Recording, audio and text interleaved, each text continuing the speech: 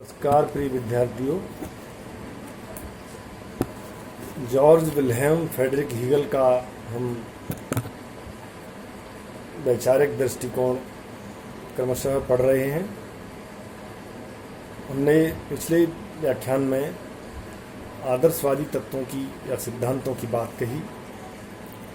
Hegel ने किस रूप से उन्हें स्पष्ट किया है, क्या उनकी मान्यता है, क्या उनके वैचारिक पृष्ठभूमि है, क्या उनके विचार के बिंदु हैं जो आदर्शवाद को निर्मित करते हैं। अब हम देखते हैं हीगल के द्वारा जो राजनीतिक समुदाय में वैचारिक दृष्टिकोण की जो देन है या उनका जो प्रभाव है या उनका कंट्रीब्यूशन है, अनुदाय है, वो किस तरह से महत्वपूर्ण है। हालांकि आलोचना भी इनकी हम कई बिंदुओं में कर सकते हैं, लेकिन हम देखते हैं कि उनका जो कंट्रीब्यूशन है वह मूल रूप से कितना श्रेयस्कर है। हीगल की राजनीतिक चिंतन को जो विशिष्ट देन है वह अपने आप में बहुत ही स्मरणीय है। उसी के कारण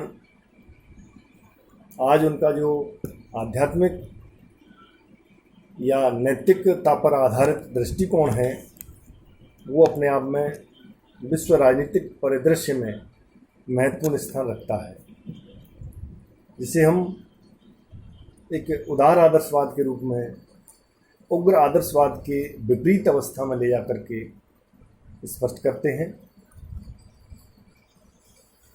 सबसे पहले हम देखते हैं कि उनकी जो द्वंद्वात्मक पद्धति है वो अपने आप में बहुत ही महत्वपूर्ण है। द्वंद्वात्मक पद्धति के रूप में उन्होंने विश्व में होने वाले महान परिवर्तनों को समझने के लिए एक नवीन दार्शनिक साधन प्रस्तुत किया है। द्वंद्वात्मक पद्धति में वही जो हम पहले बता चुके हैं, थीसिस, वाद, एंटीथीसिस, प्रतिवाद, सिंथेसिस, संवाद, तीन अवस्थाएं बताई हैं विकास की। ये द्वंद्वात्मक पद्धति अपने आप में एक चक्रीय रूप में जीवन भर व्यक्ति के जीवन में या एक राज्य के जीवन में निरंतर रूप से दिन रात चलती रहती हैं। यानी संवाद के या सिंथेसिस के बाद फिर प्रक्रिया में जो स्पष्ट रूप से जो सर्वमान्य तथ्य निकल के आएगा वह फिर पूर्व अवस्था में पहुंच जाएगा। ये द्वंद्वात्मक पद्धति है। ऐतिहासिक दृष्टिकोण से हम देखते हैं, समझते हैं तो ये पहले विचारक माने जाते हैं। हीगल की यह पद्धति आगे चल कर के काफ़ी प्रभावशाली सिद्ध हुई। उनका जो दूसरा हम जो योगदान है उसको देखते हैं कि उन्होंने राष्ट्रीय राज्य की बात कही, नेशनल स्टेट्स। राष्ट्रीय राज्य से यहाँ उनका तात्पर्य है कि राष्ट्रीयता का एक अग्रदूत होने के नाते, व्याख्याता होने के नाते, एक प्रबल विचारक होने के या प्रचारक होने के वास्ते उनकी महत्वपूर्ण भूमिका रही है, योगदान रहा है।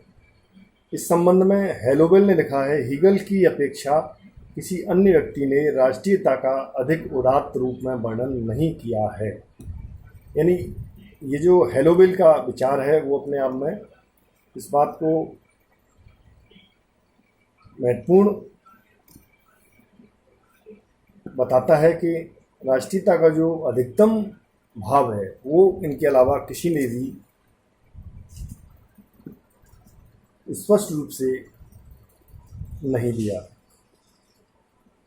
मैक्सी लिखते हैं, वर्तमान युग में पाए जाने वाले राष्ट्रीयता के अति उत्कृष्ट सिद्धांतों का पोषण हीगल के विचारों में ही हुआ था। यानी बात यह है कि द्वंद्वात्मक पद्धति की जो सर्वप्रथम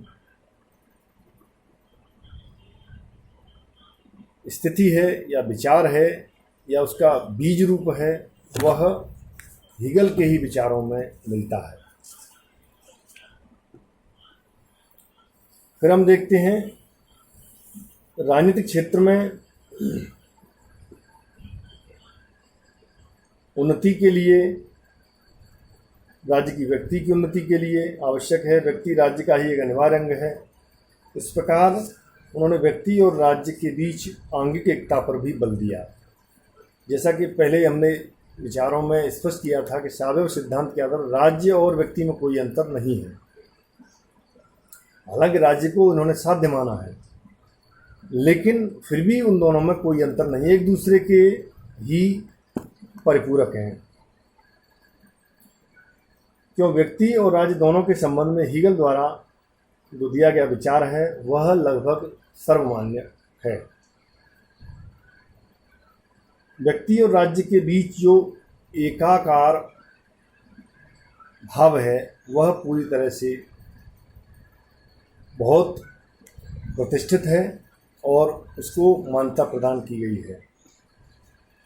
फिर अगले बिंदु में हम देखते हैं कि राजनीति में जो नीतिशास्त्र की बात कही गई है, नीतिशास्त्र का समावेश किया गया है,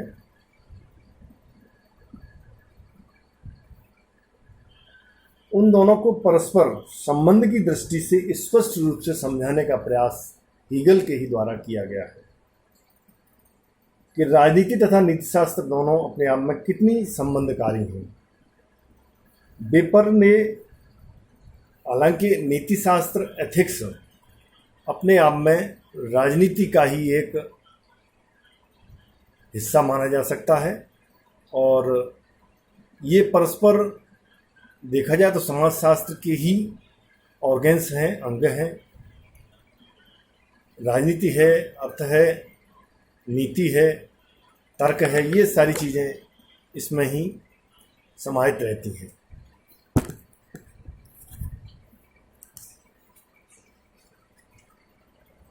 वेपर ने लिखा है, हीगल ने राजनीति को विभिन्न हितों के समन्वय से ऊंचा उठाया।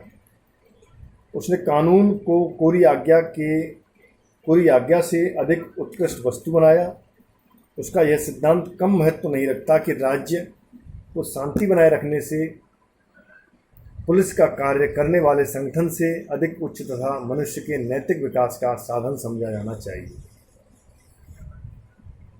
फिर वही नैतिकता का विचार एक बार यहाँ आया कि नैतिकता के विकास के लिए या मनुष्य के नैतिक जीवन के निर्माण के लिए शांति बनाए रखना या पुलिस कार्य को कितना संगठित स्वरूप में उस परिवेश में स्थापित करना, कार्यरत करना, अपने आप में एक बहुत बड़ा विकास का चरण है।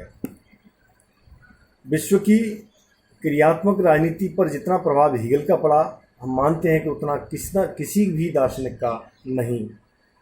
सिद्धांतों ने विभक्त जो उनके द्वारा दिए गए हैं, पराधीन जर्मन राज्यों में एकता, राष्ट्रीयता की अभूतपूर्व भावना उत्पन्न की। मैकगवर्न ने लिखा है, बिस्मार्क का प्रेरणा स्रोत हीगल ही था। इसके अतिरिक्त अमेरिका तथा इंग्लैंड में भी हीगल के दर्शन का बहुत प्रभाव पड़ा। उदार आदर्शवाद, साम्यवाद, फासीवाद सभी ने किसी न किसी रूप में हीगल से प्रेरणा ली। बर्ट्रैंड रसेल ने हीगल का मूल्यांकन करते हुए लिखा है, 19वीं सदी के अंत में अमेरिका में तथा ग्रेट ब्रिटेन में सभी प्रमुख दार्शनिक हीगल के अनुयायी थे। सामाजिक और राजनीतिक दर्शन पर हीगल के प्रभाव का उल्लेख एक बार सेवाइन ने भी अपनी ए हिस्ट्री ऑफ पॉलिटिकल थ्योरी में, जो उनके द्वारा लिखा गया ग्रंथ है, उसमें लिखा है कि हीगल के दर्शन को कल्पना की स्वच्छंद उड़ान कहकर तिरस्कृत कर देना आसान है, तथापि वह एक ऐसा बीज था जिसने अच्छाई और बुराई दोनों की दिशाओं में आगे चलकर 19वीं सदी के सामाजिक दर्शन के प्रत्येक पक्ष पर भारी प्रभाव डाला। सेवाइन ने अपनी कृति में इस बात को स्पष्ट किया है कि किस प्रकार से एक नैतिकता के आधार पर, आध्यात्मिकता के आधार पर व्यक्ति के सामाजिक विकास के चरणों को आधार मान करके किस तरह से उनको एक ऐसी दिशा प्रदान करनी है। सेवाइन ने अपने तथ्यों में इस बात को स्पष्ट किया है। विभिन्न देशों के जो इनके परवर्ती विचारक हैं, उन्होंने इनकी शैलियों को, इनके विचारों को अपने अध्ययन की दृष्टि में लिया और उसको आधार मान करके नए नए विविध सिद्धांतों को एक नए स्वरूप में स्थापित भी किया। धन्यवाद।